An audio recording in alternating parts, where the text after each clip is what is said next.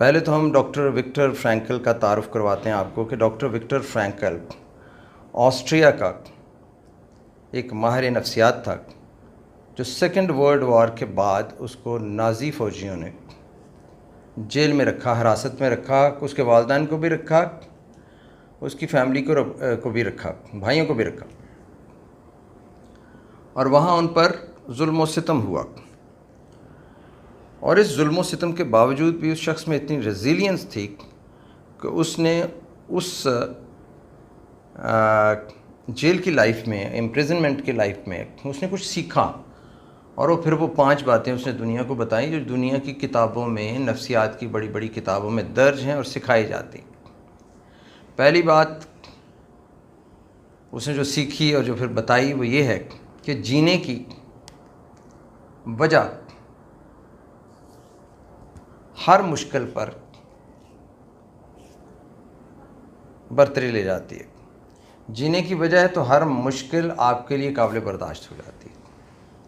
आपने देखा बड़े बड़े लीडर, बड़े बड़े रहबर, रहनुमा, नेल्सन मंडेला को देख लीजिए,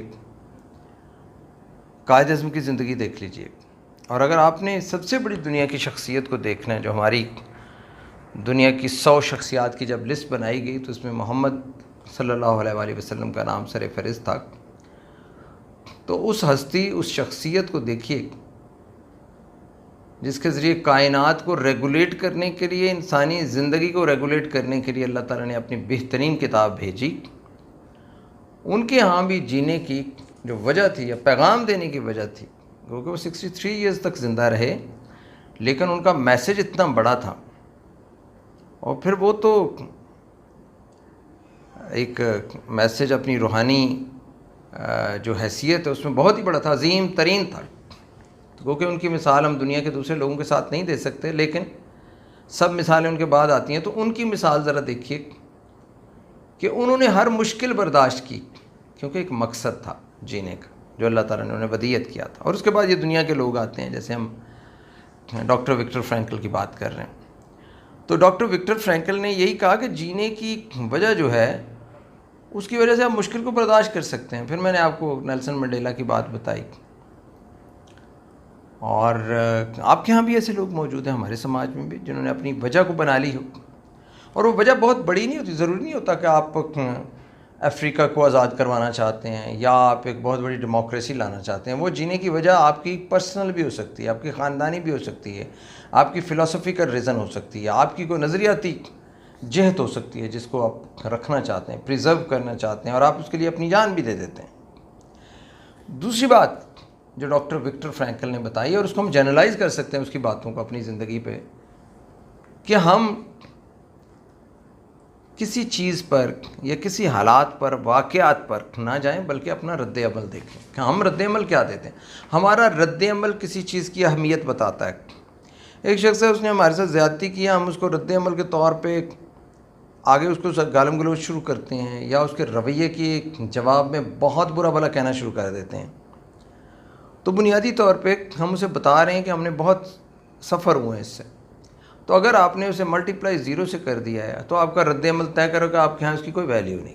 आप मुस्कुरा दिए हैं, तो ये आपकी सेल्फ़ रेजिलियंस है, आपकी ताकत है, आपकी कुव्वत है कि आप किसी चीज़ को कैसा रद्द अमल देते हैं। तो इसका जो क्रक्स है इसकी 5 बातों का वो यही है कि आप अपने बिहेवियर, अपने रद्द अमल से ज़िंदगी को बदलते हैं, हालात से नहीं। हालात तो रहेंगे, हालात को तो आप चेंज नहीं कर सकते। आपने क्या किया, हालात जो मॉडिफाइबल नहीं, मैं उनकी बात कर रहा हूँ। आपका रद्द अमल क्या था, आपने उनको, how do you take them, आपने उनको रिएक्ट कैसे किया, आप सोच कैसे रहे थे उनके बारे में।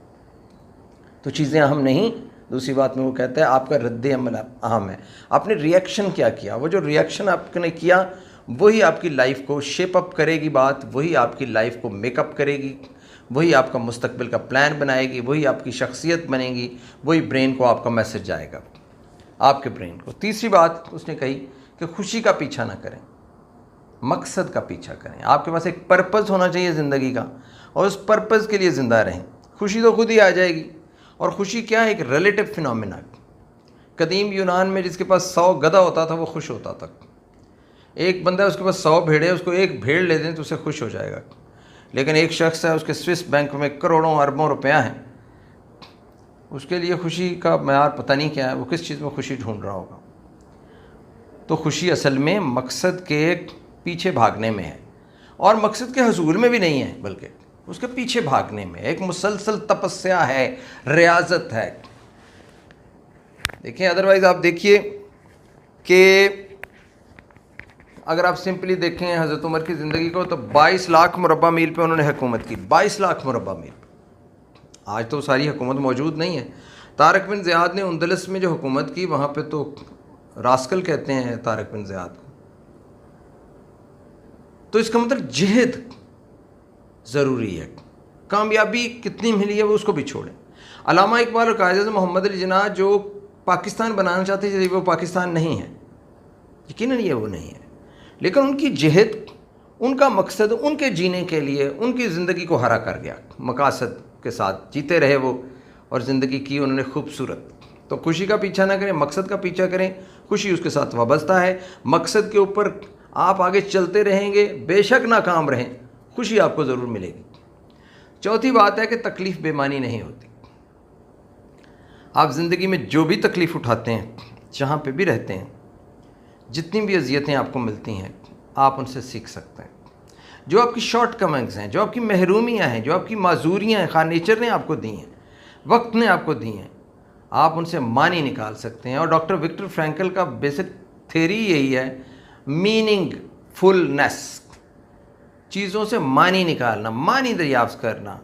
मौसम ख़राब है, मानी दरियाफ्त करें। किसी का रवैया ख़राब है, मानी दरियाफ्त करें। नाकामी मिली है, मानी दरियाफ्त करें। तो जब उससे मानी दरियाफ्त करके ज़िंदगी को रवां रखेंगे, आगे चलेंगे, तो ज़िंदगी कभी रुकने का नाम नहीं लेगी। आपकी मौत तक आप मकसद, मानी, खुशी के इस रैले के अंदर चल रहे होंगे, और ये हमजहद सफ़र होगा जिसके अंदर आप चलते रहेंगे। पांचवी बात जो बड़ी मज़ेदार है, आपको जेल में कोई दे दे, आपको तकलीफ़ अजियत दे दे, आपको कोई शख्स बहुत कुछ कह रहा हो, तो आपकी सोच पे पाबंदी नहीं लगा सकता। You can think independently. सलाखों के पीछे बंदे को डाल दें, बंदे को मार भी दें। बड़े लोगों ने लोगों की सोच बदलना चाहिए। लोग मर गए, उन्होंने अपनी जानें दे दी, अपनी सोच नहीं बदली। आपका नज़रिया सियासी नज़रिया, मजहबी नज़रिया है, अदबी नज़रिया है, कायनाती नज़रिया है, आप किस नज़रिए के हैं? अभी तो हम डॉक्टर विक्टर फ्रैंकल की बात कर रहे हैं ना, वो को नेसेसरली हमारे मजहबी बिलीफ की बात ही नहीं कर रहा। वो तो कह रहा है कि भाई जो भी आपकी ज़िंदगी है, जहाँ पे भी लगे हुए लगे रहो। तो सोचने की आज़ादी आपकी कोई नहीं छीन सकता। तो ये डॉक्टर विक्टर फ्रैंकल की बातें हैं, और डॉक्टर विक्टर फ्रैंकल ने ज़िंदगी के अंदर जबर सहे, और जबर सहने के बाद उसने ज़िंदगी को मानवियत दी। जीने की वजह आपकी होनी चाहिए, हर मुश्किल पे आप काबू पा लेंगे, और आपका रिएक्शन, रद्द-ए-अमल आपकी ज़िंदगी को मेकअप करता है, शेप अप करता है। जैसे हमने बात की, खुशी जो है वो मकसद के हसूल के साथ वाबस्ता है। हसूल कर लेना नहीं, हसूल की तहरीक जो उसके पीछे लगे हुए हैं। आप देखें ना, आप किसी महबूबा, आप किसी से मोहब्बत करते हैं, किसी खातून से ही, हम एक आम सी लेमन एग्जाम्पल देते हैं, तो ये मकसद बताते खुद कितना खूबसूरत है। हसूल तो बात की बात है। यू आर आफ्टर सम, आपका कोई प्रोजेक्ट है, वही एक बहुत बड़े प्रोजेक्ट की मैं बात नहीं कर रहा। इसी तरह आप किसी सल्तनत का, आप डेमोक्रेसी चाहते हैं, आप फाशिज़म से अपनी रियासत की निजात चाहते हैं, आप लिखते हैं, आपके कलम में ताकत कितनी है उसको भी छोड़ें, कितनी ताकत परवाज़ है आपकी गुफ्तगू में, लेकिन आप जिहद तो कर रहे हैं, आप उसमें मसरूफ़ तो हैं, आप अपने तय कोशिश तो कर रहे हैं, और फिर एंड पे तो उसने कमाल कर दिया कि आप सोच तो रहे हैं ना एटलीस्ट। और उधर देखें, हमारे यहाँ भी ईमान के दर्जे हैं, और आखिरी दर्जा सोचने का।